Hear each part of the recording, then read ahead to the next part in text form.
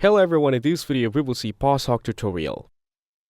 Posthog is a powerful tool that helps you understand how people use your website or app without needing to send data to third-party tools. It's great for product teams, developers, or startups that want deep analytics and features tracking in one place. To get started, go to posthog.com and sign up for a free account. You can either use the cloud version or install Posthog on your own server for full control. Once you're in, you can connect your website or app by copying a small code snippet into your site, kind of like adding Google Analytics. From there, Posthog starts collecting user activity like page views, clicks, button presses, and more. It automatically tracks a lot of stuff, but you can also set custom events for things you care about. You get real-time dashboards, graphs, and user behaviors flows so you can see how people are moving through your app. One of the coolest features is Session Reply. It lets you watch recordings of users using your app so you can spot issues.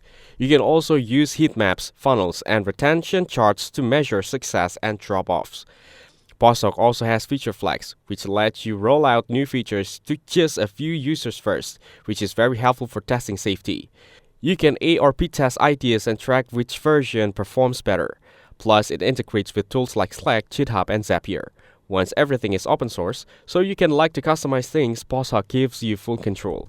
It builds for teams that want to move fast, make data-driven decisions, and build better products.